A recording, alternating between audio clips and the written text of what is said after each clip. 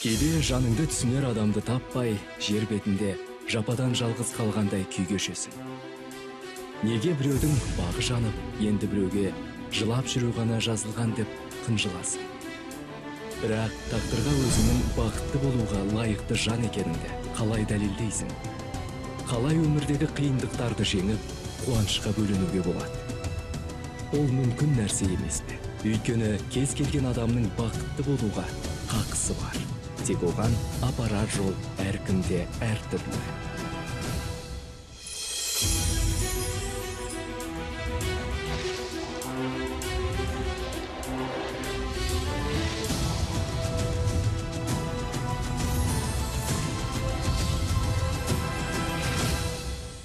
Құдияровтар отбасы Алматы қаласының ең қымбатты беделді мейрамханаларының бірінде дүркіретіп тұрып той жасайды. Той тарқағасын той иесінің үйі тағы да дастархан жайып, қонақ күтеді. Ақыры ағотау тіккен жас жұбайлар өз үйлеріне шығарып салынады. Міне дүркіреген той аяқталғалы 1 жылда болып қалыпты. Жаным, қараш, мен саған не таптым? Классический костюм. Қараш, күшті, иә? Саған алсақ қалай болады? Не қылам осы костюмдарды? Ана шкафты ашсам бар ғой, ішінде толып жатыр осылар. Ол шкафтың ішіндегі барлығы шалдардың костюмі ғой, модадан қалып кеткен. Адамның жынына тиіп, сөлпітіп киіп аласың қонаққа баратын кезде. Мен сені түсінбедім. Сенің жыныңа немене тиіп жүр ол? Әлде ақшаң тасып баратыр ма? Бар ғой ана тойдан қалған костюм. Кием соны. Тойдан қалған костюмді қонаққа кимекшісің ба? Басымды қатырмашы. И так та шаршап отырмын. Басым қатып отыр. Мұнда еще сен. Барды тамағыңды дайындашы, айналайын. Осы сенің ақ басың қата береткен. Мүмкін не болғанын айтарсың. Болды.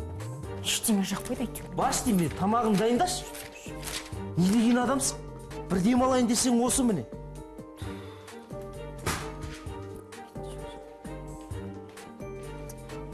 Данияр үйленгелі бері мүлдем өзгеріп кетті. Бұрында қыз жігіт болып жүрген кезімізде ақ көңіл, ашық, жомарт жігіт болатын. Қазір тіпті жаныма да жақындамайды. Не туысқандармен араласпайды. Мүлдем өзгерді. Мам, айтпақшы, алдындағы мәселе не болды? Сонымен совсем хабарласпай кеттіңдер ғой? Ой, ұмытып кетіппіз ғой. Bir жағынан мұнда сотканың бірде ұстайды, бірде ұстамайды. Сол әкең екеуміз біраз нәрсе тындырған сияқтымыз. Бәрі жөнге келген соң хабарласам ғой. Жарай ма құлыным? Ту, мам, қанша рет айтам, құлыным, пұлыным демеш. Біз тәп-тәуір жігіт болдық қой. Ашуланбай енді. Жасың қаншаға келсе де біз үшін бала болып қаласың ғой, құлыным. Бопты, мам, давай, сосын звондаймын.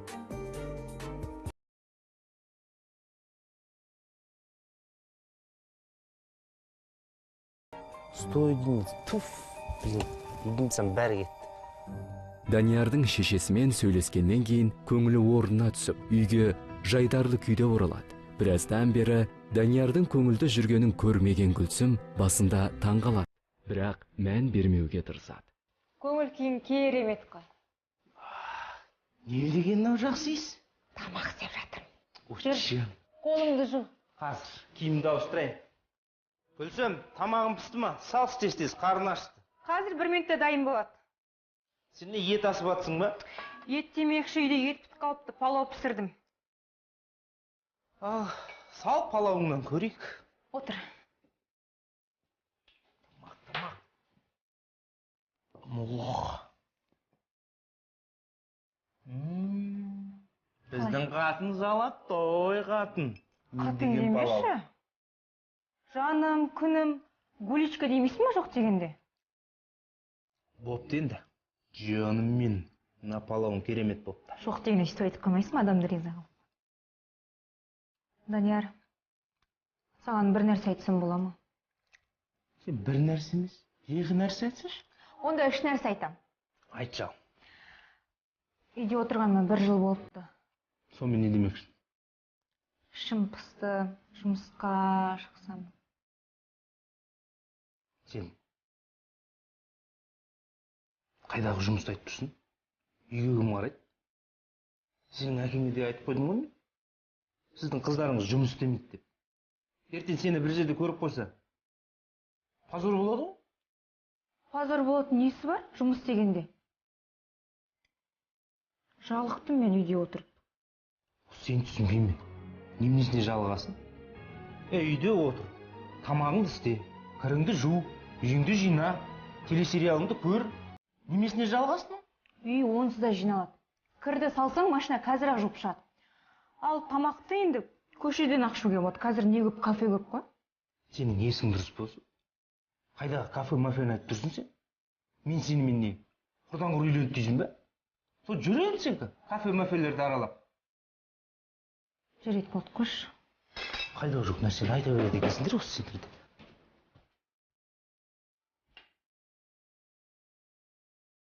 Осы қатындарды түсінбеймін. Не істесең де жақпайсың. Елдің әйелі әйел, үйінде отырып, тамағын істеп, үйін жинап, күйеуін жұмыстан күтіп алады. Гүлсімнің әке-шешесіне нем бар еді, қыздарыңыздың табанын жерге тигізбеймін деп. Әне, табанын жерге тимей менің мойным асылып алды. Данияр Гүлсіммен жанжалдасып қалғаннан кейін үйге барынша кеш келуге тырысады. Гүлсім де күні бойы үйде отырып жалыққанына қарамастан өзіне ермек таппақшы болады. Теледидар көреді, кітап оқиды, одан қалса сурет салады. Ақыры бәрінен шаршап, құрбысы Сәниямен кездесейік деген ұсыныспен хабарласады. Алло, Сәния. Сәлем, мен ғой. Жаным, құрбым-ау, сен сағынып кеттім ғой. Осы біз соңғы рет қашан көрісіп едік? Соңғы рет есіңде ма, тойдан кейін? Клубқа барайық деп көме қойып едің ғой. Мен содан кейін 1 жыл өтіп тойда. Ой, айтпашы, 1 жылда зу өтіп өте шықты ғой. Құрбым-ау, неғып көңіл күйің жоқ? Даниярмен ұрысып қалдым алдында. Немене? Тоқташ. Басынан айтып берші. Қалай? Айтқам ғой, үйде отыра берейін ба, жұмысқа шығайын деп. Айғайлап бермесі бар ма? Жын адам құсап. Жұмыс? Нең бар сенің жұмыста? Үй десе үйің бар. Мінем десең көлігің. Оның үстінен Данияр ақшаны тауып жүр емес пе? Білесің бе? Сенің тойыңды қыздар әлі күнге дейін ертек сияқты аузынан тастамай айтып жүр. Той демекші, тойдан кейін Данияр қатты өзгеріп кетті. Алдында айтқам ғой, костюм шалбар алайық деп. Тойда костюм шалбарын киіп жүре берем дейді. Қазір ақшаның да жайы болмай жатыр. Үйде не ет жоқ. Қонақ келгенде ас берейін десең. Түсінбеймін осы Құдияровтарды. Мүлдем жадный семья. Я, әрине есімде. Той күні тойдағы торттың өзі бір машинаның құнымен тең болды. Той демекші, анау Даниярдың шешесі бар ғой, тойда. Ойбай, лимузиндағы бокалдарды шағып алмаңдар. Сендерге 5 шампанский жетеді. Тойдағы лимузиннен кешіп қалмаңдар. Әйтпесе доплата жасаймыз. Кәр қақпас дешер. Білмеймін. Алсаңшы. Таныс емес нөмір. Сен сол есуас Даниярың шығар. Сені тексерейін деп. Үйде ма, үйде емес пе?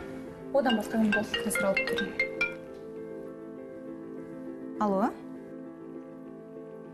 Иә? Данияр үйде жоқ. Мама? Сіз қайдан хабарласып тұрсыз? Жақсы айтамын, иә. Даниярға айтамын жақсы.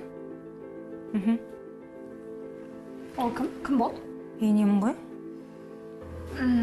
Солай де жағдай. Гүлсім енесі телефон шалғаннан кейін үйді жинастыра бастайды. Келген сайын енесі Гүлсімнің не істеп, не қойғанын аңдумен болатын. Үйде отырып, дұрыстап шаңын да сүртпейсің деп сөгеді. Енесінің шатақ мінезін білген Гүлсім үйді тап-тұйнақтай етіп жинап қоюды ұйғарады. Сөйтіп, біраздан бері шаңы сүртілмеген ас бөлмесіндегі жиһаздың үстінен қағазға бүктелген 100 мыңдай ақша тауып алады. Табылған ақшаны басқа жерге тығады. Сұмдық. Санияның айтып жүрген шындық болды. Данияр менен жасырып ақша тығып жүр екен.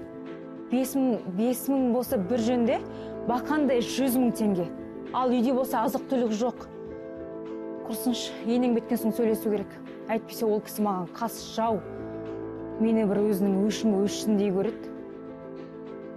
Саған той жасадық, үйттік, бүйттік, үй алып бердік деп қоймайды. Алып берсе өзінің баласы үшін алып беріп жүр ғой. Мен тек оның жарымын. Данияр енді қандай өтірік айтады екен көреміз.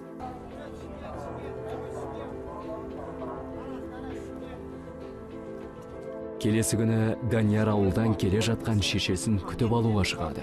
Келіскен жерде күте бастайды. Жарты сағат өтеді, шешесі келмейді. Күте-күте шыдамы таусылған Данияр анасын автобустардың ішінен арасынан іздеуге кіріседі. Келіп жатқан неше түрлі автобус, автобустан түсіп мініп жатқан ығы-жығы ел. Бірақ жолаушылардың арасынан шешесін таппайды. Сөйтіп Гүлсімге телефон шалады.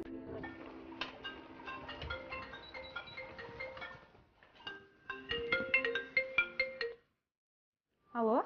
Алло, Гүлсім? Мамам үйге келді ме? Жоқ, келген жоқ, сен күтіп аламын деп едің ғой. Ой, күтіп алғанымен 2 сағат болды мына автобустарда айланып жүргеніме. Сүт көбілек айналып шықтым. Жоқ. Гүлсім, сен бейт, менің бірлігім бітіп жатыр. Сен ауылға әкеме хабарласшы. Білші, мамам шықты ма екен, шықпады ма екен. Сосын маған жауабын бер, жарай ма? Тоға тез, күтем. Жарайды, хабарласам, иә. Жақсы. Алло, иә. Алло, Данияр? Папама хабарласын. Иә, айтады, мамам кеше шығып кеткен деп. Келмейді деп айтқан жоқпын, ол кісі алаңдайды ғой, білесің, жүрегі нашар. Дұрыс дедің. Бопты онда. Үйге кеп қалса маған хабарлас, жарай ма? Жақсы. Мамам өмір осы. Үйден шықса болды, бірдеңеге орнатты жүреді. Қанша рет айттым, мам, соткыңды ешқай жерге тастамаш деп. Жоқ, әйтеуір бір жерде ұмытатты жүреді. Әлде батарейкасы отырып қалады. Не болса сумкасын ең түбіне тастайды да жүреді. Звондап жатыр ма, звондап жатқан жоқ па, естімейді де көтермейді оны. Алыс жолға шығып атсың ба, мам, әкемді бірге ертіп жүрсем. Ой, бай, жоқ, үйдегі малға кім қарайды, ит-күріскеге кім тамақ береді деп шыға келеді. Данияр автокөлігін үйдің қасына қойып, кіреберіс жаққа қарай жүреді. Телефонын алып, анасына тағы да телефон шалады. Телефон өшірулі. Не істерін білмеген Данияр полицияға қоңырау шалайын дейді. Сол кезде көп қабатты үйдің кіреберіс жағында машина тоқтап, шешесіне ұқсайтын кісі түседі. Қараса, шынымен де шешесі. Бірақ алба жұлбасы шыққан көңілсіз. Данияр анасына қарай жүгіре жөнеледі. Ой, балам, рахмет саған. Сен болмасаң айдалада қалады екен ғой мына жерде. Сізге рахмет. Точно осы үй ма, тәте? Дәл осы үй.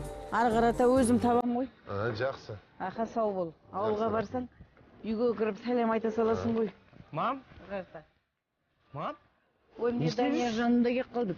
Автобуспен келетін адамсыз ғой? Рахмет, балам. Жақсы, сау болыңыз. Тоқтай тұрыңыз аға. Сіз кімсіз? Сізбен мен шешем не істеп жүр? Менің атым Ғазиз. Автостанция таксовать етіп жүрген. Қарасам, тәте автобусын қалқапты. Соның үшін алып келдім мұнда.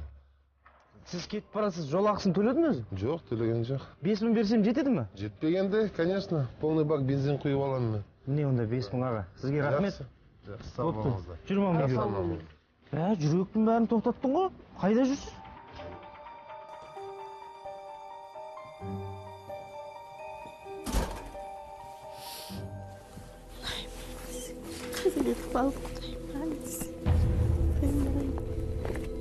Мам, не болды саған? Кірсеш бір бөтен үйге келгендей болдың ғой. Құдайым-ай, балам-ай, масқара болдым мен, масқара. Түсінбедім, масқарасы несі тағы да? Мен бәрі сатқан малдың ақшасын жоғалтып алдым.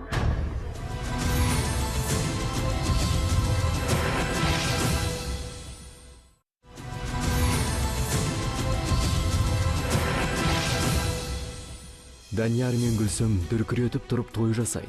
Той бітіп, думан аяқталғанына міне 1 жылдан асты. Отау тіккеннен кейін, кезінде жомарт, жарқын мінезді Данияр өзгеріп шыға келеді. Құдай қосқан жары Гүлсіммен бұрынғыдай ашық сөйлеспейді. Жұмыстан үйге кешігіп келеді. Сырттан қолдау іздеген Гүлсім Сәния деген құрбысымен сөйлесіп отырғанда, енесі Жаңыл апай ауылдан үйлеріне келе жатқандығы жайлы айтады. Данияр шешесін күтіп алуға барса, ол кісі автобуста болмай шығады. Күте-күте үйге келсе, анасы автобустан қалып қойып, жарты жолын таксимен келген екен. Сөйтсе, шешесі сатылған малдың бар ақшасын жоғалтып алыпты. Ақшаны жоғалтып алдым, құлым. Құра тұр шары. Қалай жоғалтып жүрсіз оны? Автобус жолда тамаққа тоқтамай ма? Сол кезде бір кішкене базаршық бар екен, сол жерден сендерге бір зат ала қояйын деп. Енді сол затты алайын деп ақшамды қарасам, ақшам жоқ. Тоқтай тұр, мүмкін басқа жерге салған шығарсың. Жоқ, осы сумканың ішіне Дұрыстап қарадың ба? Қарадым. Автобусты ұмытқан шығарсың. Жоқ, міне, осы сумкамда міне жерінен тіліп кетіпті, міне. Мам, қанша ақша болды ішінде? 500 мың. Бәрі сатқан малдың ақшасы, енді не болдың, Құдайым-ау, үйдегі әкеңе не бетімді айтам, Гүлсім-ау, алшы мына құрғырды. Болған оқиғадан кейін Данияр одан әрмен көңілі түсіп, жүнжіп кетеді. Үйге кеш келіп, кейде тіпті қонбайтынды шығарады. Әншейінде салауатты өмір салтын жүргізетін Данияр кейінгі кезде ақырындап ұрттап қоятын болып жүр. Сөйтіп жүрген Данияр бір күні тағы да үйге қонбай таң ата келеді.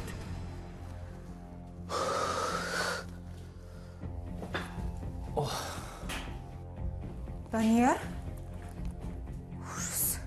Сен ішіп алғансың ба? Құсшы, мен ішейін бе, ішпейін бе, мен өзім білем, түсіндің бе? Аяқ киімін шештің болмаса. Құсшы, өзім шешем мен бұл аяқ киімді. Данияр! Мә, Саған не болған? ризасың ба?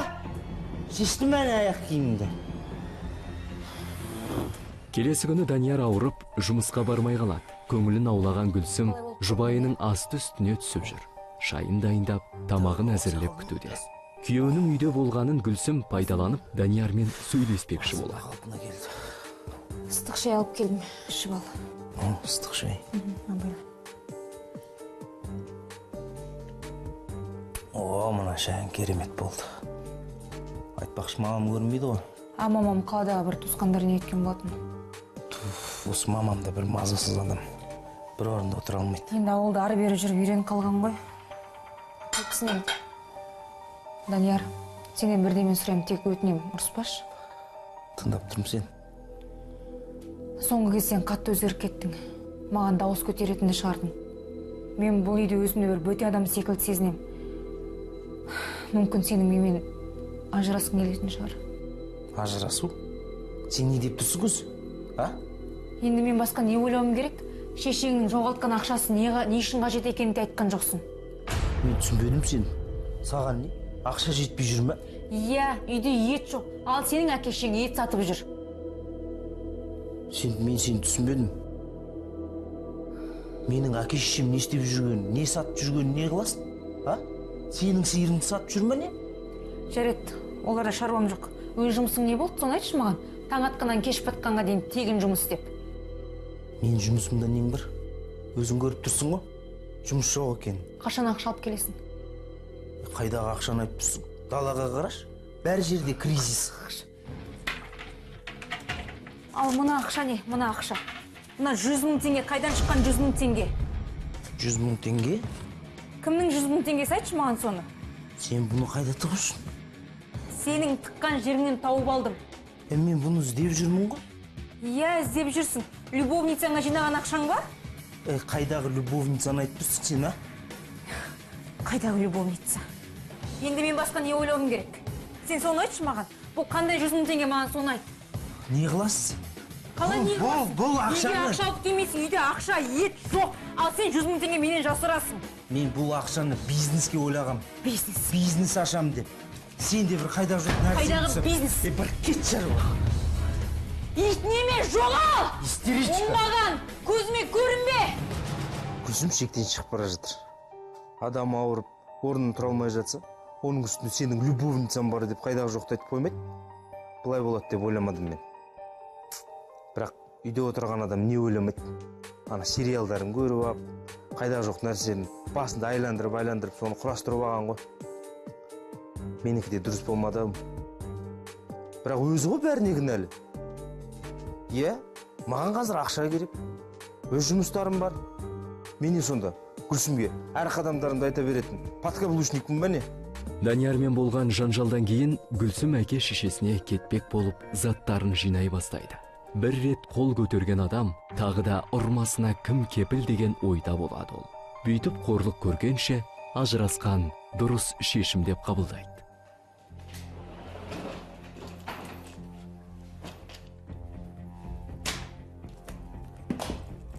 Қайда жиналдың? Алысқа ма? Алысқа? Ей, едіреңде ме? Қалай жауап бересің? Жауап бер дұрыстап маған. Мен бұл үйден кетем. Маған сіздің ұлыңыздай күйеудің қажеті жоқ. Ойбай, менің ұлым неменесі ұнамай қапты? Неге тидің онда ұнамаса? Ұнамайды.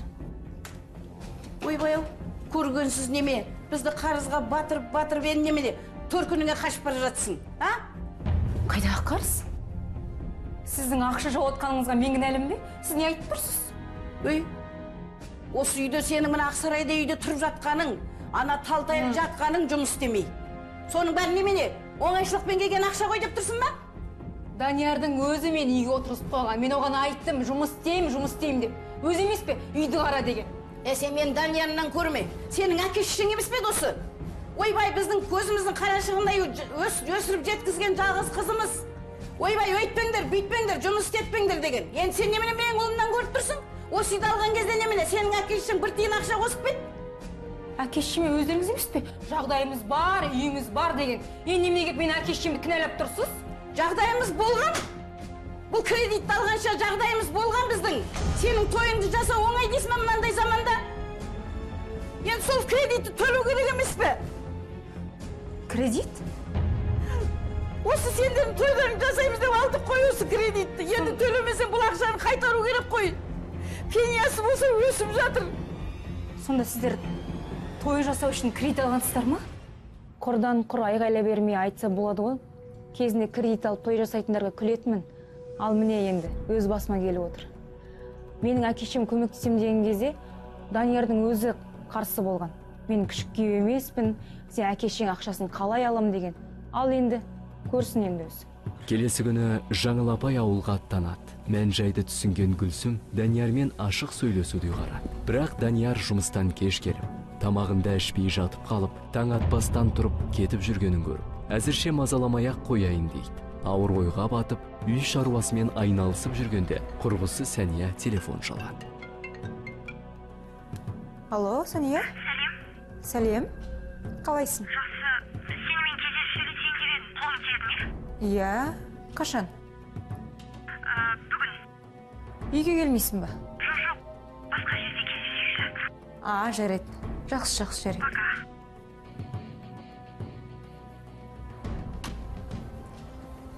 Құлпырып кетсің ғой өзің. Рахмет, өзіңде жаман емессің. Рахмет. Иә, не айтпақшы болдың маған Сәния? Жүрші, отырып сөйлесейік. Иә. Ал айт. Қандай қызық ол? Мен бір жігітпен таныстым. Құтты болсын. Қандай жігіт ол? Нормально сияқты. Мәселеде ондай емес. Білесің бе, сол баламен мен кафеге барғанда кімді көрдім? Кімді көрдің? Даниярды. Менің Даниярымды ма? Иә, дәл өзі. Әріптестермен барған шығар? Жоқ, біз сол кафеге отырғанда, олар екі жігіт, екі қыз болып келді. Қыздармен? Иә. Ана қыз Даниярды құшақтап отыр. Ал екінші вообще сүйісіп отыр. Сен Данияр шатастырып тұрсың мүмкін біреумен? Құдайым-ау, жаным-ау. Мен Даниярды шатастырып, не көрінді маған? Көзімді шелбатып қойған шығар. Жоқ, сен қызықсың, қайда кафе-мафен айтып кеттің сен? Өзімізде кризис болып жатқанда қайда Данияр қызбен кездесу? Кризис? Вот, көрдің бе? Мен саған айттым ғой. Сен ақша алып келмей жүр дедің. Ауыл әлгі қыздармен әмпай-жампай болып кафеде жүр. Гүлсімге не болған? Көзін шел басқан ба? Байының жүрсі анау, көңілдес тауып ап, көңіл көтеріп жүр. Ал бұл бейшара құлағы салпайып, үйінде оңбаған байын күтіп отыр. Мен бұнда үйде бір күнде тұрмас едім. Кетіп қалушы едім. Мен Даниярды қарызға ақша алып, соны шапқалы жүрген шығар десем, ол менің сыртымнан қыз қыртыңмен кездесіп жүр екен. Тіпті енемнің анау 500 мың теңге жоғалған қандай жақсы болған, кім білет? Ол 500 мың теңге Данияр анау сыртта қыздарына құртатын шығар, кафесіне, мафесіне апарып. Кім білген? Сәниямен болған жағымсыз әңгімеден кейін Гүлсім екі ойлы болып қалады. Сәнияның айтқан сөзіне не сенерін, не сенбесін білмеді. Шыны керек, Даниярдың бөтен қыздармен кафеде кездескенін ол өз көзімен көрген жоқ қой. Сол себепті ненің не екенін білмейінше сабыр сақтауға тырысады.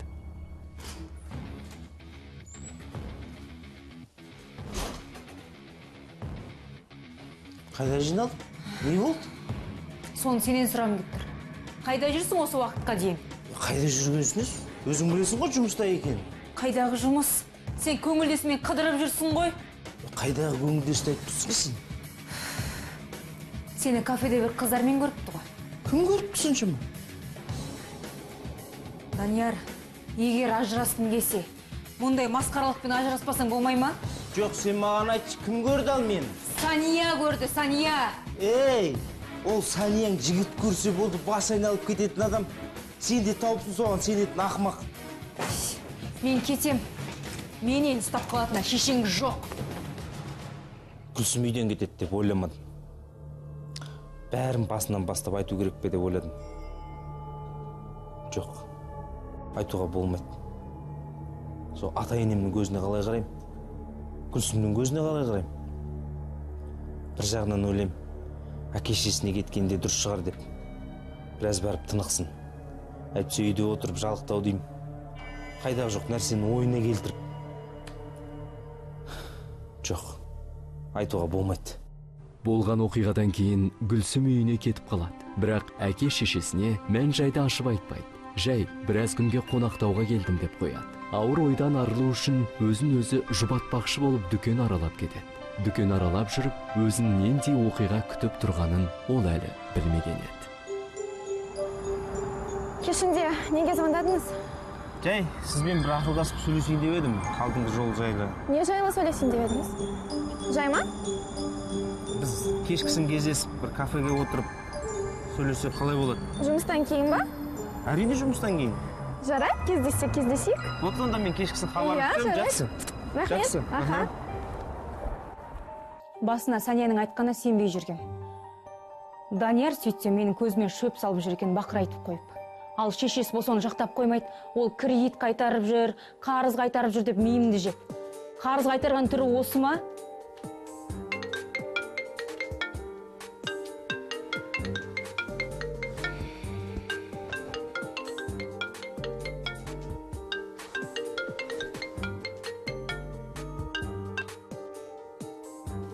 Алло. Саламатсыз ба? Кім бұл түннің жарымда хабарласып тұр? Мазалағаныма кешіріңіз. Гүлсім Бақытқызы Құдиярова деген сіз боласыз ба? Иә, мен Құдиярова Гүлсім. Не болып қалды? Данияр Садықұлы Құдияров сіздің жұбайыңыз ғой, иә? Иә, жұбайым. Жұбайыңыз жол апатына ұшырап, ауыр халде қазір реанимацияда жатыр. Не?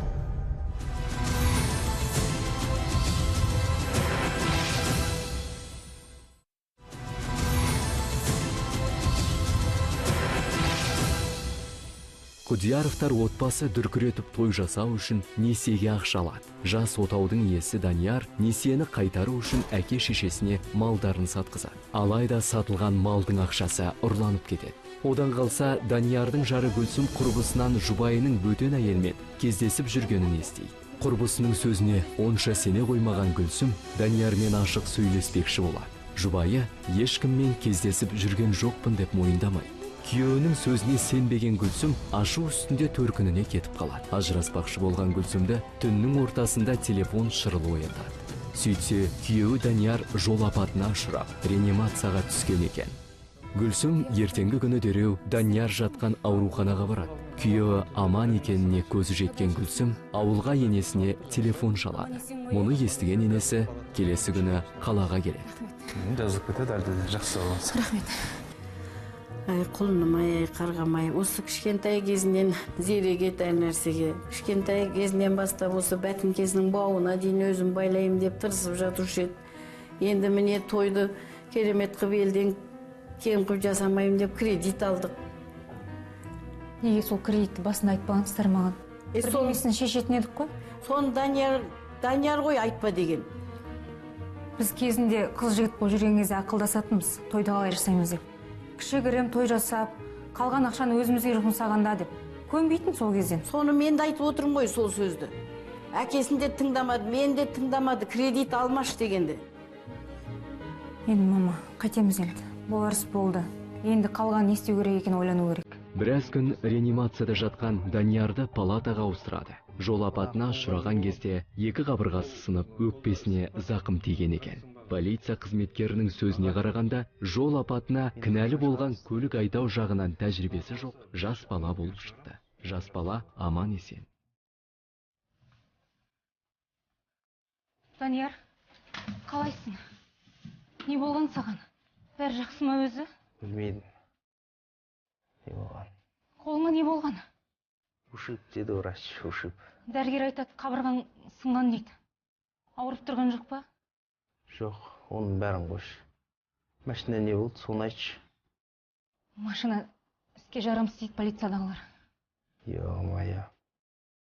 Сатып жіберу керек еді, соны білейін. Осындай күйге түсем деп ойламадым. Жүз ұйықтап түс көрсем де көрмеуші едім.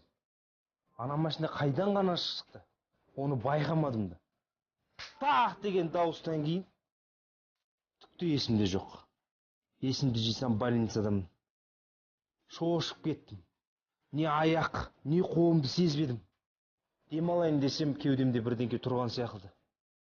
Бірақ Гүлсім палатаға кіргеннен кейін жүрегім орныма келді-ау. Машина деген темір ғой ол. Бастысы басың аман қалғаны. Кейін ақша болса ақша жинап аламыз машинаны, ойымдамаш тек.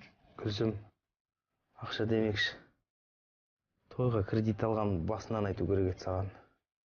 Сенің мамам мен папаңның алдында абыройлы болып, мына жігіт әке шешесінің мойнында отырмайды-ау дегендегі оймен алған едім. Ештеңе етпейді, Данияр.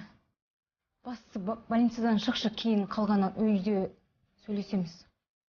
Сол әлгі тағы айтайын дегенім, алдындағы көрген қыз, ол менің любовницам емес. Ол кісінің есімі Ләззат Оспанова, банктың қызметкері ғой. Қасындағы болған еркегі ол юрист әйелмен. Сол кредитті төлей алмай уақытында кездесіп ақылдасайын деп едім. Данияр ауруханада біраз жатып, тәуір болғаннан кейін бірақ шығады. Аман есен шыққанына көзі жеткен анасы ауылға қайтып кетеді. Данияр ауруханада жатып, біраз жұмысқа бармай қалады. Жұмысындағылар дағдарыс деген сылтаумен оны қысқартып, жұмыстан шығарып жібереді.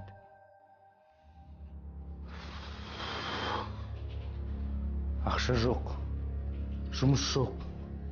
Көлікті сатып ақша табайын десең, ол да жоқ. Ондай жұмыстың саған не қажеті бар? Таң атқаннан кеш батқанға дейін тегін жұмыс істеп, не істейсің оны? Әй, Гүлсім, сенің басың қағым ма? Ана кредитті кім жабады? Ақшаны қайдан аласың?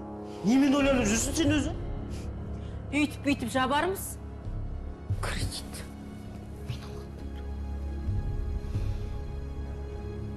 Айтпақшы, Не болды? папам мен мамам 500 мың теңге беріп жіберген. Ұмытып кетіппін ғой айтамды. Қанша? 500 мың. Қайда ол ақша? Шкафта? Алып келсе енді. Құдағиға көмек болсын дегендері ғой. Қарызды қайтармасақ та жартысын қайтарамыз. Данияр ақшаны алғасын несие жабумен айналысады. Соттың шешімі бойынша жол апатына кінәлі жақ Құдияровтар отбасына біраз ақша төлейтін болды. Қаражат жағынан қысылған жас отау тығырықтан шыққандай болады. Ана машинаны соққан бала жағы бізге ақша төлейтін болды енді. Ана машинадан түк қалмады. Алдын бәрі жоқ. Запчастьқа сатып жібердім. Движогын былай саттым, қалғанын былай саттым. Бірақ бәрі шықпады. Кредитті ойлағам ғой жабам деп. Айтпақшы ана Гүлсімнің әке шешесі берген ақшаның екеуін бірге қостым. Ол да болмады. Жартысын ғана жаптым. Қалай жабатын ары қарай, соны ойластыру керек еді маған. Данияр үйде отыра бергеніне қарамастан, жұмыс іздей бастайды. Талай жерге түйіндемесін тастап кетеді. Жұмыс ұсынатын газеттегі көшеде ілінген хабарландыруларды оқиды. Бірақ еш қайсысы көңілінен шықпайды. Бірінде жалақысы аз, екіншісінде тағы бір нәрсе жақпайды дегендей. Сөйтіп, жұмыс таппай біраз жүреді. О, мам, Гүлсім, менде бір жаңалық бар. Ау, қандай? Мен бір жұмыс тапқан сияқтымын. О, қандай жұмыс ол? Жалақысы қандай? Жұмыс табылса немене істей беру керек. Қазіргі заманда не? Жұмыс таңдайтын заман ба? Ту, мам, қош. Қайдағы жоқ жұмысты істемеймін. Істегеннен кейін бір нормальный жұмыс істеу керек қой. Ақшасы көп дегендей. Енді ол қандай жұмыс айтшы? Әзірше білмеймін. Бұрында бірге істеген достарыммен кездесіп қалдым. Сосын? Солармен әңгімелесіп отырып, бәрінің киінгені шыттай, мінгендері джип. Өзім жағдайымды айттым. Олар как раз бизнес партнер іздеп жүр екен. Бизнес деген не нәрсе тағы? Ондайда жұмыс бола ма? Мам, бизнес деген ол қайдағы жоқ подчиненный емес. Қайдан білейін? Данияр, мен де өз мамандығым бойынша жұмыс істесем. Сенің мамандығың қандай еді? Есіме түсіріп жүрші өзі. Бастауыш сыныпқа сабақ беретін мұғаліммін мен. Мәх саған. Бизнес партнердің әйелі бастауыш сыныпқа сабақ береді екен. Иә. Болса қайтеді екен. Мұғалім болса қайтеді екен. Болса болсын. Осы мамка болмаса. Ертең кейін балаларыңды оқытып үйретесіңдер. Иә. Оған немесе мысқылдап тұрсың. Қолыңнан келсе істей бер келін қарағым. Рахмет, мама. Істесін. Көрерміз қандай мұғалім болатын. Данияр жаңа жұмысына орналасқаннан кейін де үйге жалақысын әкелмейді. Гүлсімнің тапқан таянғаны несиені жабуға жетпейді. Үйге алатын азық-түлік коммуналдық төлемнен артылмайды. Данияр кейінгі кезде Гүлсімнің айлығының жартысын сұрап алатынды шығарды.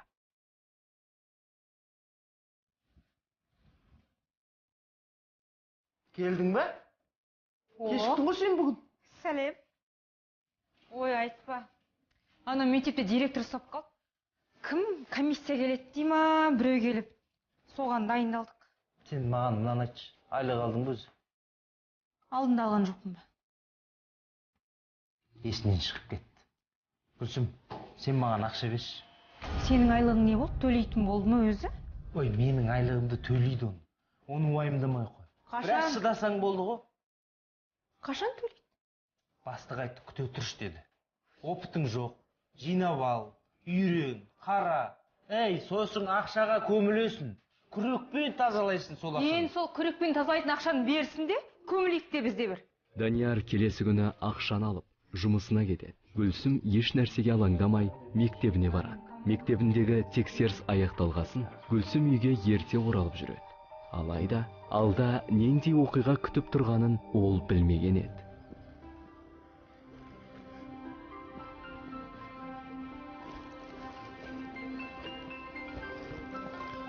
Қалыр. Қайда мынау?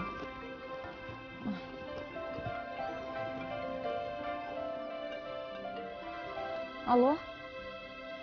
Мама, сіз бе? Иә? Даусыңыз бір түрлігі не болып қалды? Не? Данияр, полиция түсіп қалды ма?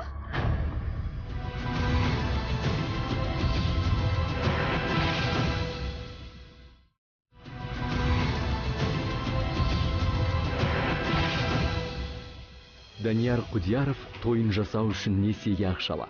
Алған ақшасын қайтармақ болып түрлі амалға барады. Бірақ ол амалынан еш нәрсе шықпайды. Шешесі ауылдағы сатылған малдың ақшасын ұрлатып алады. Даниярдың істеп жүрген жұмысында дағдарыс деп, айлығын кешіктіріп береді, кейде тіпті бермейді де. Қырсық шалғандай жол апатына түседі. Одан емделіп шығып, жаңа жұмысқа орналасады. Бірақ бастықтары тәжірибең жоқ деп, жалақыны аз төлейді. Амал жоқтан әйеліне жұмысқа шығуға рұқсат береді. Айлық алмағасын жары Гүлсімнің жалақысын сұрап жүреді. Ақыры полициядан бір-ақ шығады. Қаймай десеңші, мынау бәрі роскы, не деген сұмдық. Мынандай сұмдықты кім көрген мына жерге. Құдай сақтасын. Саламатсыздар ма? Сәлеметсіздер. Біз боламыз, балам-ау. Не болды? Түсіндірші маған. Мен Даниярдың... Мен жұбаймын. Даниярдың анасы едім мен. Баласының жағдайы, білесіздер, оның жағдайы казинода болған. Ұсақ бұзақылық жасаған. Казино? Казинода не істеп жүр? Казинода не істейді? Казинода құмар ойын білесіздер. Сол жерде ойнаған. Ақша жетпегеннен кейін сол жерде шу шығарған балаларымыз. Ақша салған ес? Казино деген не деген сұмдық бұла? Ақша салған ес? Менің ұлымның мұндай қылығы жоқ еді ғой. Келін-ау, Гүлсім-ау, нес? Даниярдың жұмысында ақша бермейді деген өтірік болып шықты. Ол ақшасын барлығын казиноға ойынға құртып жүр екен. Бұл бір сұмдық болды біз үшін. Тіпті сұмдық. Ақша бермейді деп бізді сонда алдап жүр ғой ол. Данияр әкімшілік тыйым салынып 10 тәулік полицияда отырады. Әкімшілік айыппұл төленгеннен кейін полиция оны босатады. Үйдегілердің бетіне қарауға әбүйір болмағасын.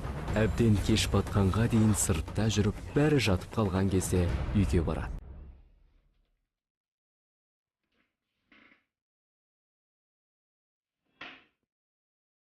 Данияр, қайда жүрсің сен? Күте шаршадық қой. Қайда жүргенсіңіз? Полициядан жаңа ғана жіберді емес пе өздері? Полициядан сұрадық қой біз. Сен түсте жіберіпті. Шешең жылап ұйықтап қалды. Гүлсім, шаршадым мен. Әбден шаршадым. Елдің алдында әбден масқара болдық. Гүлсім мен шешем кешірер енді мені. Бірақ әкем кешіре қоймас. Бұрында айтатын, барына базар бол деп. Сол сөзді енді ғана түсініп отырмын. Казинода не істеп жүрсің, соны айтшы маған. Маған да оңай болған жоқ, Гүлсім. Кім білсін олай болатын? Я жинаған ақшаның бәрін, кредит жабатын ақшаның бәрін сол жерге салдым. Басында ұтып жүрдім. Ойлағам, ұтып аламын деп. Ұтып алғаннан кейін бәрі қарыздарымызды жабыламыз деп, құтыламыз деп. Олай болмады бірақ. Айтшы. Менің алтындарымды сөйтіп құрттың ғой, Сенің алтындарың бәрі ломбардта. Ақша болар кезде алып аламын деп ойлағам. Әбден масқара болған Данияр әкесінің алдына баруға беті жоқ болғасын. Ауылға Гүлсім өзі де, тағы да бір нәрсеге ұрынып қалмасын деп, Даниярды қарауылдап үйде жаңылап айғалады. Осы келініме Құдайға шүкір тәубе деймін. Даниярым қанша қиыншылық көрсе де, соның бәріне шыдап бағып қасымызда қалды. 4 күніне кетіп қалама дебем жоқ. Қазіргі келіндерге қарасаң, кәдімгідей қиыншылық көрсе, қарамайды ғой күйеулеріне де. Неменеге өйтіп қиыншылыққа шыдамаса, тұрмысқа шығады, қаша жөнеледі. Жолдан шаршап әрең келдім ғой. Тамағым кеуіп, не жолда бір жұтым су жоқ. Ой, Атаң не деді? Бізді сұрады ма? Сұрады. Оқтаған жоқ па бізді? Жоқ, қайдағы. Атам мен келгенге өте қатты қуандым. Менің келінім келтіп, көрші қоланың барлығын жинап алып, ет асып, бір мәз болды. Атаң солай ол. Жас кезінде мен де мақтап өзіне қарап тартып алған. Атаммен ашық сөйлестім. Болған жағдайдың барлығын айттым. Әкем не деді, соны айтшы. Мына үйге келмесін деп ашуланған жоқ па өзі? Жоқ, ол кісі үндемей шай ішіп отыр. Одан кейін мал жайғастырып кетейін деп шығып кетті. Әкемнің үндемегені жаман болды. Ол кісі үндемей қалғанда бәріміз қорқамыз. Не істерімізді білмей орын таппай. Менің ойымша, ұрып сап алғаны жақсы еді. Солай ойлаймын өзім. Гүлсімнің атасы ауылдағы қалған малдың бәрін үйімен қоса сатып, қалаға келеді. Басында Гүлсімдер өз көздеріне өздері сенбейді. Бірақ атасы ақшаны көрсетіп, қарыздың бәрін өзім төлеймін деген кезде ғана бәрі сенеді. Әлі көп кемшіліктерің бар екен ғой. Ел жұртта жинаған мал жанымызды үйіміз сатып, сен қинаған жағдайың ортақ болайық деп, кредиттерін жабайық деп, барлық ақшаны сіздерге алып жүріңдер. Жүр шай ішейік. Алдымен мына тірлігімізді пісіріп, банкке барып ел саған дәрі жоқ, өзім апарып салайын. Сөйтіп сенің қуанған бір нәрсені көрейін деген оймен келдім. Жүріңіздер. Алдымен ел жұртқа барайық. Өмір ақырындап өтіп жатты. Данияр тұрақты айлығын беріп тұратын үлкен компанияға жұмысқа орналасады. Гүлсім мектепте өзін жақсы жағынан көрсетіп, лауазымы біраз жоғарылайды. Ал Жаңыл апай мен Гүлсімнің атасы амандық болса торсық шекелі немере сүйгелі отыр.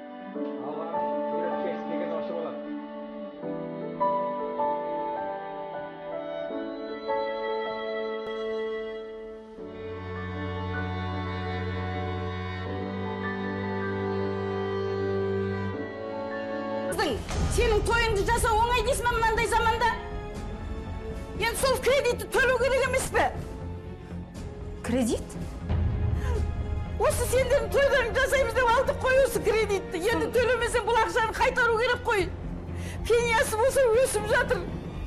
Сонда сіздер той жасау үшін кредит алғансыздар ма? Құрдан құр айғайла бермей айтса болады ғой. Кезінде кредит алып той жасайтындарға күлетімін. Ал міне енді өз басыма келіп отыр. Менің әкешем көмектесем деген кезде Даниярдың өзі қарсы болған. Мен күшік күйеу емеспін, сен әкешең ақшасын қалай алам деген. Ал енді көрсін енді өзі.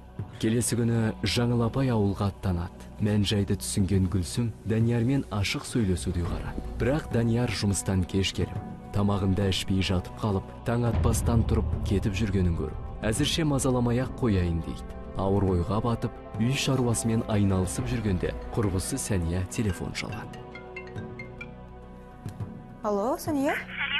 Сәлем. Қалайсың? Жақсы, сенімен кездесіп сөйлесейін деп едім, қолың тиеді ме? Иә, қашан? Бүгін. Үйге келмейсің ба? Жоқ, басқа жерде кездесейікші. Жарайды. Жақсы, жарайды. Пока.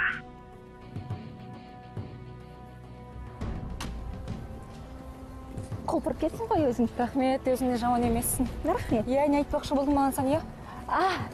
Жүрші, отырып сөйлесейік. Иә. Ал айт. Қандай қызық ол? Мен бір жігітпен таныстым. Құтты болсын. Қандай жігіт ол? Нормально сияқты. Василийде ондай емес. Білесің бе, сол баламен мен кафеге барғанда кімді көрдім? Кімді көрдің? Даниярды. Менің Даниярымды ма? Иә, дәл өзі. Әріптестермен барған шығар? Жоқ, біз сол кафеге отырғанда, олар екі жігіт, екі қыз болып келді. Қыздармен? Иә. Ана қыз Даниярды құшақтап отыр. Ал екінші вообще сүйісіп отыр. Сен Данияр шатастырып тұрсың мүмкін біреумен? Құдайым-ау, жаным-ау. Мен Даниярды шатастырып, не көрінді маған? Көзімді шел батып қалған шығар. Жоқ, сен қызықсың, қайда кафе-мафен айтып кеттің сен? Өзімізде кризис болып жатқанда қайдағы Данияр қызбен кездесу? Кризис? Вот, көрдің бе? Мен саған айттым ғой. Сен ақша алып келмей жүр дедің. Ал әлгі қыздармен әмпай-жампай болып кафеде жүр. Гүлсімге не болған? Көзін шел басқан ба?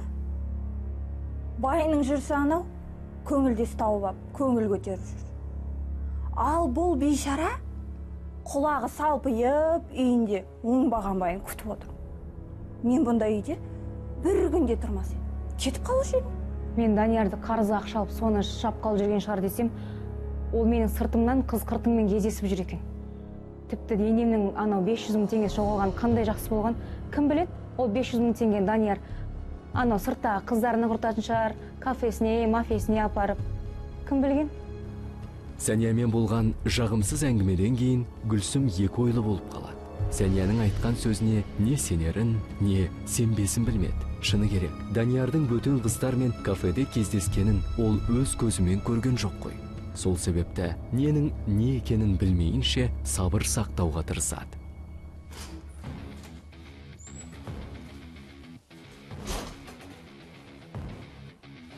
Қайда жиналдың?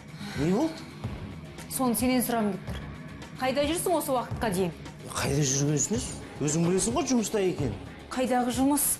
Сен көңілдесімен қыдырып жүрсің ғой? Қайдағы көңілдесті айтып тұрсың сен? Сені кафеде бір қыздармен көріпті ғой. Кім көріпті соншама? Данияр, егер ажырасқың келсе, мұндай масқаралықпен ажыраспасаң болмай ма? Жоқ, сен маған айтшы, кім көрді ал мені? Сания көрді, Сания. Ей, ол Санияң жігіт көрсе болды, бас айналып кететін адам. Сен де тауыпсың соған сенетін ақымақ. Мен кетем. Менен ұстап қалатына шешең жоқ. Гүлсім үйден кетеді деп ойламадым. Бәрін басынан бастап айту керек пе деп ойладым. Жоқ, айтуға болмайды. Сол ата-енемнің көзіне қалай қарайым? Гүлсімнің көзіне қалай қарайым? Бір жағынан ойлайым, әке-шешесіне кеткенде дұрыс шығар деп. Біраз барып тынықсын. Әйтпесе үйде отырып жалықтау деймін. Қайдағы жоқ нәрсені ойына келтіріп. Жоқ, айтуға болмайды. Болған оқиғадан кейін Гүлсім үйіне кетіп қалады. Бірақ әке-шешесіне мән-жайды ашып айтпайды. Жай біраз күнге қонақтауға келдім деп қояды. Ауыр ойдан арылу үшін өзін-өзі жұбатпақшы болып дүкен аралап кетеді. Дүкен аралап жүріп, өзін нендей оқиға күтіп тұрғанын ол әлі білмеген еді. Кешінде неге звондадыңыз? Жай, сізбен бір ақылдасып сөйлесейін деп едім, алдыңғы жол жайлы. Не жайлы сөйлесейін деп едіңіз? Жай ма? Біз кешкісін кездесіп, бір кафеге отырып сөйлесек қалай болады? Жұмыстан кейін ба? Әрине жұмыстан кейін. Жарайды, кездесейік. Вот онда мен кешкісін хабар күтемін. Жақсы. Жақсы. Басына Санияның айтқаны сенбей жүрген. Данияр сөйтсе менің көзіме шөп салып жүр екен, бақырайтып қойып. Ал шешесі болса оны жақтап қоймайды. Ол кредит қайтарып жүр, қарыз қайтарып жүр деп миымды жеп. Қарыз қайтарған түрі осы ма?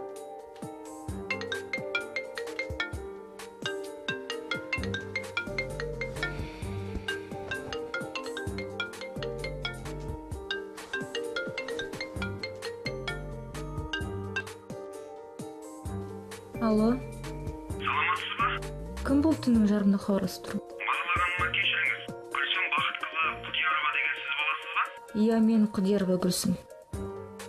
Не болып қалды? Данияр Садықұлы Құдияров сіздің жұбайыңыз ғой, иә? Иә, жұбайым. Жұбайыңыз жол апатына ұшырап, ауыр халде қазір реанимацияда жатыр. Не?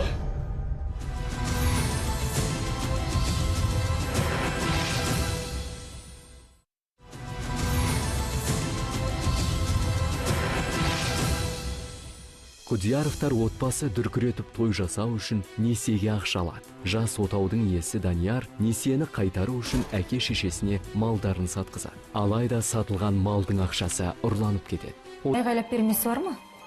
Жын адам құсап. Жұмыс? Нең бар сенің жұмыста? Үй десе үйің бар. Мінем десең көлігің. Оның үстіне Данияр ақшаны тауып жүр емес пе? Білесің бе? Сенің тойыңда қыздар әлі күнге дейін ертек сияқты аузынан тастамай айтып жүр.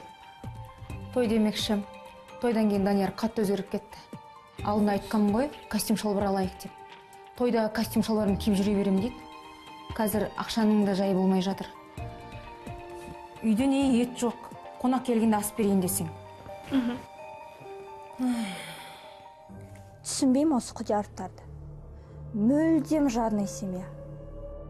Я, әрине есімде, той күні тойдағы торттың өзі бір машинаның құнымен тең болды. Той демекші, анау Даниярдың шешесі бар ғой, тойда. Ойбай, лимузиндағы бокалдарды шағып алмаңдар. Сендерге 5 шампанский жетеді. Тойдағы лимузиннен кешіп қалмаңдар, әйтпесе доплата жасаймыз. Кәр қақпас дешер. Білмеймін. Таныс емес нөмір. Сен сол есуас Даниярың шығар. Сені тексеріңде. Үйде ма, үйде емес па? Одан басқа кім болсын? Қазір алып көрейін. Алло?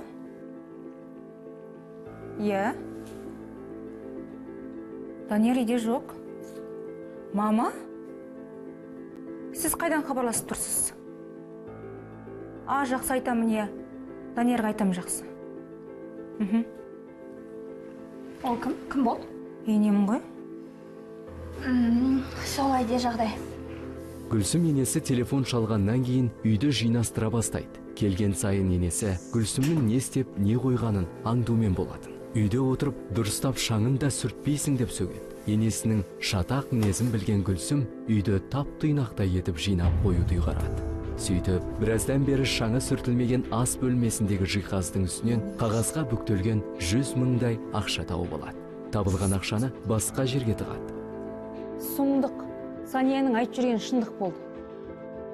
Данияр менен жасырып ақша тығып жүр екен. 5 мың болса бір жөнде, бақандай 100 мың теңге. Ал үйде болса азық-түлік жоқ. Құрсыншы, енең беткен соң сөйлесу керек. Әйтпесе ол кісі маған қас жау. Мені бір өзінің өшіндей көреді.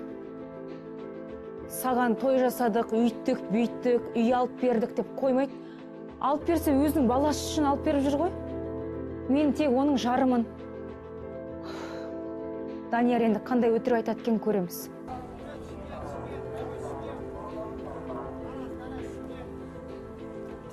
Келесі күні Данияр ауылдан келе жатқан шешесін күтіп алуға шығады. Келіскен жерде күте бастайды. Жарты сағат өтеді, шешесі келмейді. Күте-күте шыдамы таусылған Данияр анасын автобустардың ішінен арасынан іздеуге кіріседі. Келіп жатқан неше түрлі автобус, автобустан түсіп мініп жатқан ығы-жығы ел. Бірақ жолаушылардың арасынан шешесін таппайды. Сөйтіп, Гүлсімге телефон шалады.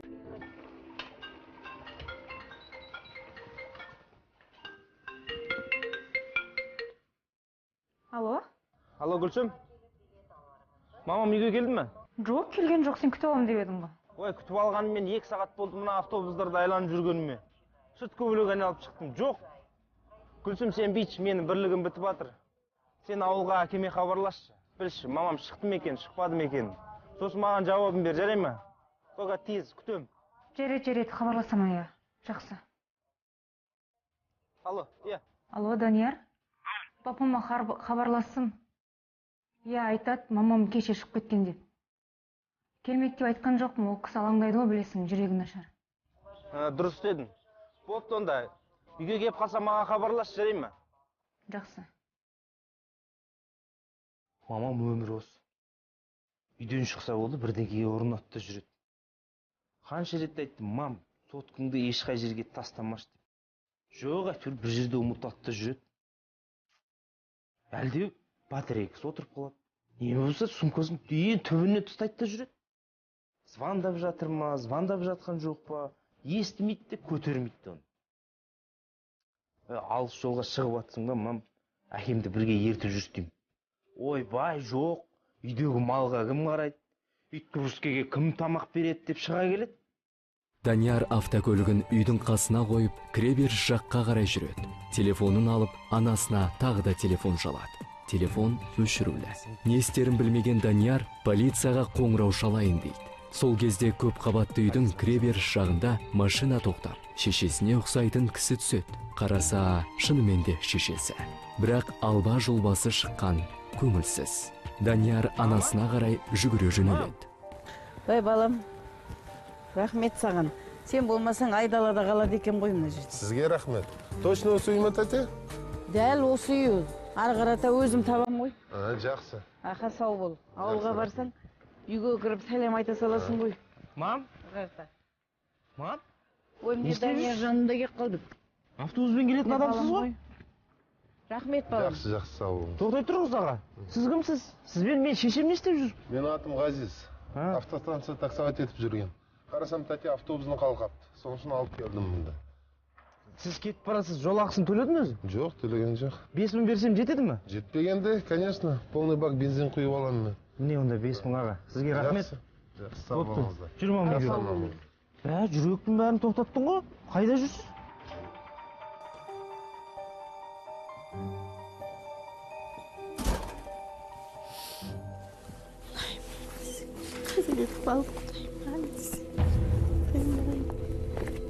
Мам, не болды саған? Кірсеш бір бөтен үйге келгендей болдың ғой. Таймай, баламай, масқара болдым мен, масқара. Түсінбедім, масқарасы несі тағы да? Мен бәрі сатқан малдың ақшасын жоғалтып алдым.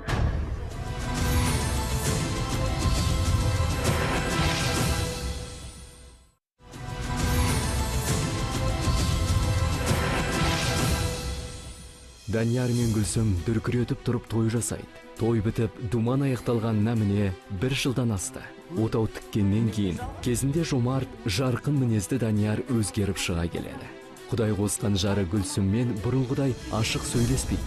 Жұмыстан үйге кешігіп келеді. Сырттан қолдау іздеген Гүлсім Сәния деген құрбысымен сөйлесіп отырғанда, енесі Жаңыл апай ауылдан үйлеріне келе жатқандығы жайлы айтады.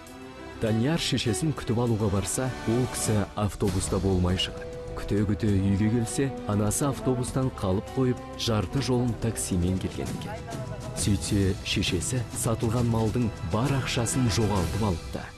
Ақшаны жоғалтып алдым. Құра тұр шары. Қалай жоғалтып жүрсіз оны? Автобус жолда тамаққа тоқтамай ма? Сол кезде бір кішкене базаршық бар екен, сол жерден сендерге бір зат ала қояйын деп. Енді сол затты алайын деп ақшамды қарасам, ақшам жоқ. Тоқтай тұр, мүмкін басқа жерге салған шығарсың. Жоқ, осы сумканың ішіне тұрды. Дұрыстап қарадың ба? Қарадым. Автобусты ұмытқан шығарсың. Жоқ, міне, осы сумкамда міне жерінен тіліп кетіпті, міне. Мам, қанша ақша болды ішінде? 500 мың. Бәрі сатқан малдың ақшасы, енді не болдым, құдайым-ау, үйдегі әкеңе не бетімді айтам, Гүлсім-ау, алшы мына құрғырды. Болған оқиғадан кейін Данияр одан әрмен көңілі түсіп, жүнжіп кетеді. Үйге кеш келіп, кейде тіпті қонбайтынды шығарады. Әншейінде салауатты өмір салтын жүргізетін Данияр кейінгі кезде ақырындап ұрттап қоятын болып жүр. Сөйтіп жүрген Данияр бір күні тағы да үйге қонбай таң ата келеді.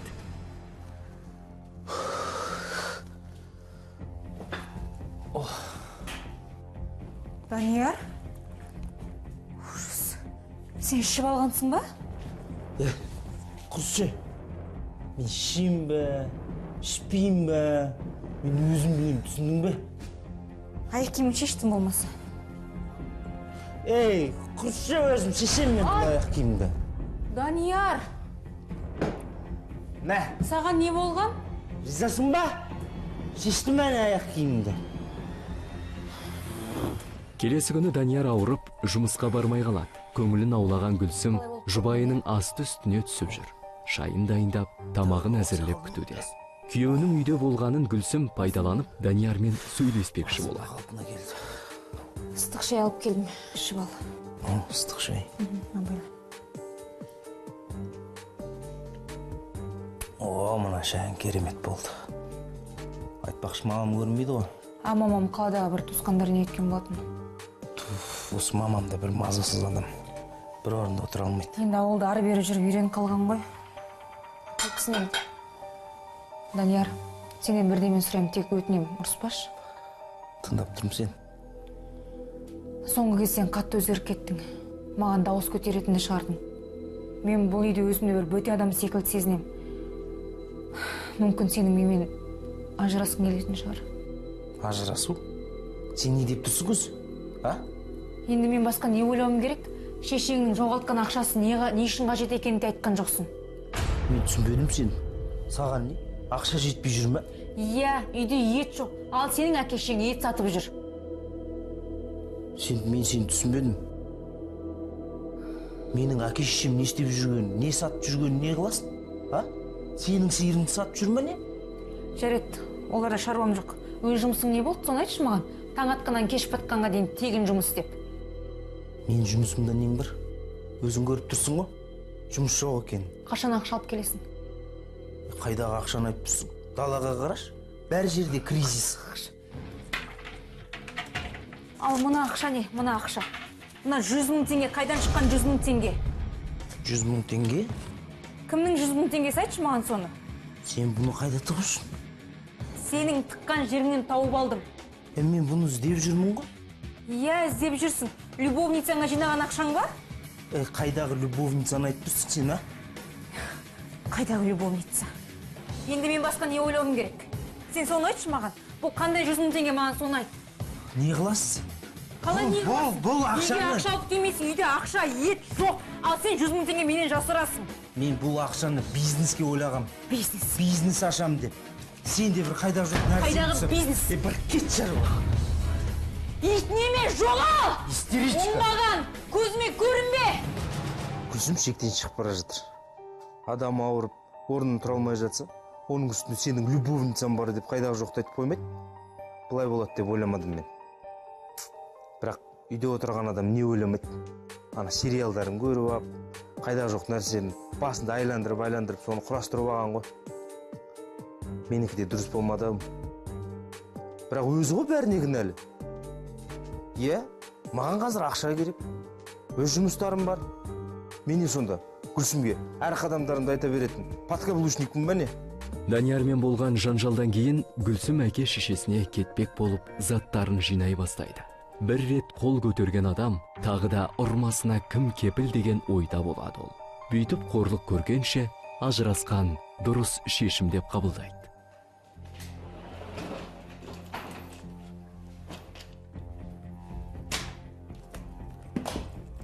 Қайда жиналдың? Алысқа ма? Алысқа? Едіреңде ме? Қалай жауап бересің? Жауап бер дұрыстап маған. Мен бұл үйден кетем. Маған сіздің ұлыңыздай күйеудің қажеті жоқ. Ойбай, мен ұлым немене ұнамай қапты. Неге тидің онда ұнамаса? Ұнамайды? Ойбай, көргенсіз неме? Бізді қарызға батырып ең немене? Төркініңе қашып бара жатсың, а? Қайдағы қарыз? Сіздің ақша жоғалтқаныңызға мен кінәлімін бе? Сіз не айтып тұрсыз? Осы үйде сенің мына Ақсарайда үйде тұрып жатқаның, ана талтайып жатқаның жұмыс істемей. Соның бәрі немене? Оңайшылықпен келген ақша ғой деп тұрсың ба? Даниярдың өзі мен үйге отырғызып қойған. Мен оған айттым, жұмыс істеймін деп. Өзі емес пе? Үйді қара деген. Сен мен Даниярынан көрме. Сенің әке-шешең емес пе досы? Ойбай, біздің көзіміздің қарашығындай өсіріп жеткізген жалғыз қызымыз. ойбай өйтпеңдер бүйтпеңдер жұмыс істетпеңдер деген. Енді сен немене менің қолымнан көріп тұрсың? Осы үйді алған кезде немене сенің әке-шешең бір тиын ақша қосып па еді? Әке-шешеме өздеріңіз емес пе? Жағдайымыз бар, үйіміз бар деген. Енді неменеге мен әке-шешемді кінәлап тұрсыз? Жағдайымыз болған. Бұл кредитті алғанша жағдайымыз болған біз. Одан қалса, Даниярдың жары Гүлсім құрбысынан жұбайының бөтен әйелмен кездесіп жүргенін естейді. Құрбысының сөзіне онша сене қоймаған Гүлсім Даниярмен ашық сөйлеспекші болады. Жұбайы ешкіммен кездесіп жүрген жоқпын деп мойындамайды. Күйеуінің сөзіне сенбеген Гүлсім ашу үстінде төркініне кетіп қалады. Ажыраспақшы болған Гүлсімді түннің ортасында телефон шырылы оятады. Сөйтсе, күйеуі Данияр жол апатына ұшырап, реанимацияға түскен екен. Гүлсім ертеңгі күні дереу Данияр жатқан ауруханаға барады. Күйеуі аман екеніне көзі жеткен Гүлсім ауылға енесіне телефон шалады. Мұны естіген енесі келесі күні қалаға келеді. Жазып кетеді, әлде жақсы болыңыз. Рахмет. Ай, құлыным ай, қарғамай, осы кішкентай кезінен зерегет әр нәрсеге. Кішкентай кезінен бастап осы бәтіңкесінің бауына дейін өзім байлайым деп тырысып жатушы еді. Енді міне тойды керемет қып елден кем қып жасамайым деп кредит алдық. Неге сол кредитті басында айтпағансыздар маған? Бірдемесін шешетін едік қой? Соны Данияр ғой айтпа деген. Біз кезінде қыз жігіт болып жүрген кезде ақылдасатынбыз, тойды қалай жасаймыз деп. Кішігірім той жасап, қалған ақшаны өзімізге жұмсағанда деп. Көнбейтін сол кезден. Соны мен де айтып отырмын ғой сол сөзді. Әкесін де тыңдамады, мен де тыңдамады, кредит алмаш дегенде. Енді мама, қайтеміз енді. Боларыс болды. Енді қалған не істеу керек екен ойлану керек. Біраз күн реанимацияда жатқан Даниярды палатаға ауыстырады. Жол апатына ұшыраған кезде екі қабырғасы сынып, өкпесіне зақым тиген екен. Полиция қызметкерінің сөзіне қарағанда, жол апатына кінәлі болған көлік айдау жағынан тәжірибесі жоқ, жас бала болып шықты. Жас бала аман есен. Данияр, қалайсың? Не болған саған? Бәрі жақсы ма өзі? Білмейдім. Не болған? Қолыңа не болған? Ушиб деді врач, ушиб. Дәрігер айтады, қабырғаң сынған дейді. Ауырып тұрған жоқ па? Жоқ, оның бәрін қойш. Машина не болды, соны айтшы. Машина іске жарамсыз дейді полициядағылар. Йо-майо. Сатып жіберу керек еді, соны білем. Осындай күйге түсем деп ойламадым. Жүз ұйықтап түс көрсем де көрмеуші едім. Ана машина қайдан ғана шықты? Оны байқамадым да. Тақ деген дауыстан кейін түкті есімде жоқ. Есімді жисам больницадамын. Шошып кеттім. Не аяқ, не қолымды сезбедім. Демалайын десем, кеудемде бірдеңке тұрған сияқты. Бірақ Гүлсім палатаға кіргеннен кейін жүрегім орныма келді ау. Машина деген темір ғой ол. Бастысы басың аман қалғаны. Кейін ақша болса ақша жинап аламыз машинаны, ойымдамаш тек. Гүлсім, ақша демекші. Тойға кредит алған басынан айту керек еді саған. Сенің мамам мен папаңның алдында абыройлы болып, мына жігіт әке-шешесінің мойнында отырмайды ау дегендегі оймен алған едім. Ештеңе етпейді, Данияр. Бастысы больницадан шықшы, кейін қалғаны үйде сөйлесеміз. Сол әлгі тағы айтайын дегенім, алдындағы көрген қыз, ол менің любовницам емес. Ол кісінің есімі Ләззат Оспанова, банктың қызметкері ғой. Қасындағы болған еркегі ол юрист әйелмен. Сол кредитті төлей алмай уақытында кездесіп ақылдасайын деп едім. Данияр ауруханада біраз жатып, тәуір болғаннан кейін бірақ шығады. Аман есен шыққанына көзі жеткен анасы ауылға қайтып кетеді. Данияр ауруханада жатып, біраз жұмысқа бармай қалады. Жұмысындағылар дағдарыс деген сылтаумен оны қысқартып, жұмыстан шығарып жібереді.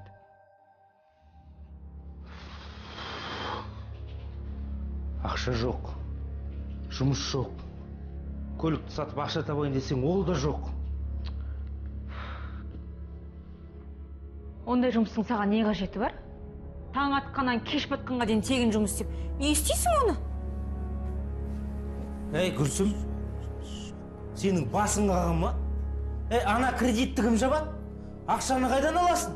Немен ойланып жүрсің сен өзі? Үйтіп жабармыз. Кредит.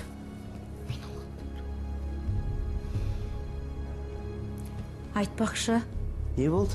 папам мен мамам 500 мың теңге беріп жіберген. Ұмытып кетіппін ғой айтамды. Қанша? 500 мың. Қайда ол ақша? Шкафта? Алып келсе енді. Құдағиға көмек болсын дегендері ғой. Қарызды бүткіл қайтармасақ та жартысын қайтарамыз. Данияр ақшаны алғасын несие жабумен айналысады. Соттың шешімі бойынша жол апатына кінәлі жақ Құдияровтар отбасына біраз ақша төлейтін болды. Қаражат жағынан қысылған жас отау тығырықтан шыққандай болады.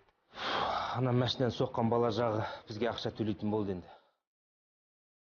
Ана машинадан түк қалмады. Алдын бәрі жоқ. Запчастьқа сатып жібердім.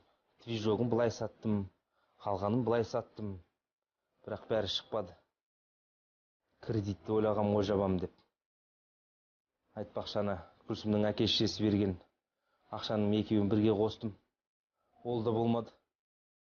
Жартысын ғана жаптым. Қалай жабатын ары қарай соны ойластыру керек еді маған. Данияр үйде отыра бергеніне қарамастан жұмыс іздей бастайды. Талай жерге түйіндемесін тастап кетеді. Жұмыс ұсынатын газеттегі көшеде ілінген хабарландыруларды оқиды. Бірақ еш қайсысы көңілінен шықпайды. Бірінде жалақысы аз, екіншісінде тағы бір нәрсе жақпайды дегендей. Сөйтіп, жұмыс таппай біраз жүреді. О, мам, Күлсім, менде бір жаңалық бар. Ау, қандай жаңалық? Мен бір жұмыс тапқан сияқтымын. О, қандай жұмыс ол? Жалақысы қандай? Жұмыс табылса немене істей беру керек? Қазіргі заманда не? Жұмыс таңдайтын заман ба? Ту, мам, қош. Қайдағы жоқ жұмыс істемеймін. Істегеннен кейін бір нормальный жұмыс істеу керек қой. Ақшасы көп дегендей. Енді ол қандай жұмыс айтшы? Әзірше білмеймін. Бұрында бірге істеген достарыммен кездесіп қалдым. Сосын? Солармен әңгімелесіп отырып, бәрінің киінгені шыттай, мінгендері жип. Өзім жағдайымды айттым. Олар как раз бизнес партнер деп жүр екен. Бизнес деген не нәрсе тағы? Ондайда жұмыс бола ма? Мам, бизнес деген ол қайдағы жоқ подчиненный емес. Қайдан білейін? Данияр. Кейде жаныңды түсінер адамды таппай, жер бетінде жападан жалғыз қалғандай күй кешесің. Неге біреудің бағы жанып, енді біреуге жылап жүру ғана жазылған деп қынжыласың. Бірақ тағдырға өзінің бақытты болуға лайықты жан екеніңді қалай дәлелдейсің? Қалай өмірдегі қиындықтарды жеңіп, қуанышқа бөленуге болады? Ол мүмкін нәрсе емес пе? Өйткені кез келген адамның бақытты болуға хақысы бар. Тек оған апарар жол әркімде әртүрлі.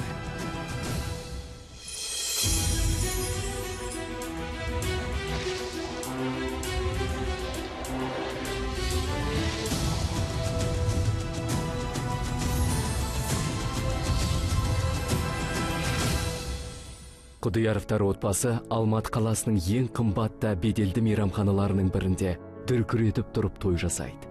Той тарқағасын той иесінің үйі тағы да дастархан жайып, қонақ күтеді.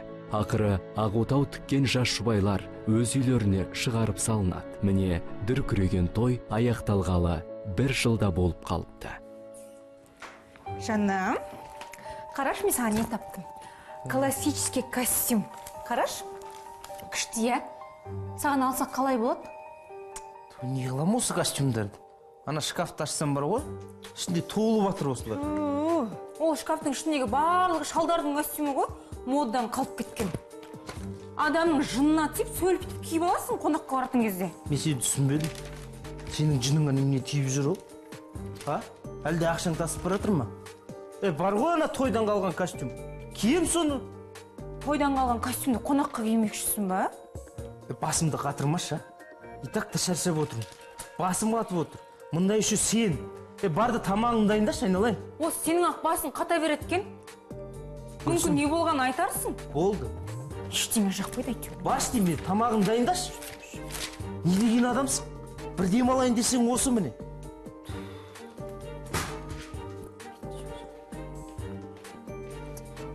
Данияр үйленгелі бері мүлдем өзгеріп кетті. Бұрында қыз жігіт болып жүрген кезімізде ақ көңіл, ашық, жомарт жігіт болатын. Қазір тіпті жаныма да жақындамайды. Не туысқандармен араласпайды. Мүлдем өзгерді. Мам, айтпақшы, алдындағы мәселе не болды? Сонымен совсем хабарласпай кеттіңдер ғой? Ойбу, ұмытып кетіппіз ғой. Бір жағынан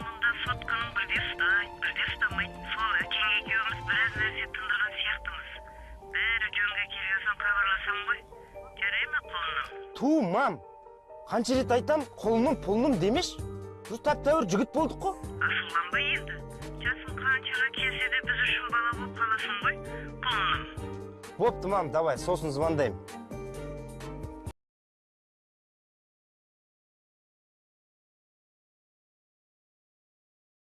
Сто единиц. Туф, блин, единицам бәрі кетті. Даниярдың шешесімен сөйлескеннен кейін көңілі орнына түсіп, үйге жайдарлы күйде оралады. Біраздан бері Даниярдың көңілді жүргенін көрмеген Гүлсім басында таңғалады, бірақ мән бермеуге тырысады. Көңіл күйің керемет қой. Не деген мынау жақсы иіс? Тамақ істеп жатырмын. Жүр, Қолыңды жу. қазір киімді ауыстырайын. Гүлсім, тамағым пісті ма? Сал тез, қарын ашты. Қазір 1 минутта дайын болады. Сен не ет асып атсың ба? Ет демекші үйде ет бітіп қалыпты, палау пісірдім. Сал палауыңнан көрейік. Отыр. Тамақ. Моллах. Біздің қатын золотой қатын. Қатын демеші. Жаным, күнім, гуличка демейсің ма жоқ дегенде? Бопты енді. Жаным мен, мына палауың керемет бопты. Жоқ дегенде сөйтіп айтып қоймайсың ма, адамды риза қылып? Данияр, саған бір нәрсе айтсам бола ма? Сен бір нәрсе емес, екі нәрсе айтсашы. Онда 3 нәрсе айтам. Айт жау. Үйде отырғаныма 1 жыл болыпты. Сонымен не демекшін? Ішім пысты, жұмысқа шықсам. Сен қайдағы жұмысты айтып тұрсың? Үйге кім қарайды? Сенің әкеңе де айтып қойдың ғой мен? Сіздің қыздарыңыз жұмыс істемейді деп. Ертең сені бір жерде көріп қойса, позор болады ғой? Позор болады, несі бар жұмыс істегенде? Жалықтым мен үйде отырып. Сен түсінбеймін. Неменесіне жалығасың? Үйде отыр, тамағыңды істе, кіріңді жу, үйіңді жина, телесериалыңды көр. Немесіне жалығасың? Үй онсыз да жиналады. Кірді салсаң, машина қазір-ақ жуып шығады. Ал тамақты енді көшеден ақ ішуге болады. Қазір не көп, кафе көп қой. Сенің есің дұрыс болсын. Қайдағы кафе-мафені айтып тұрсың сен? Мен сенімен не? Құрдан құр үйленді дейсің бе? Сол жүр енді сен кафе-мафелерді аралап. Жүрейді болды, қош. Қайдағы жоқ нәрсені айта береді екенсіңдер осы сендерде.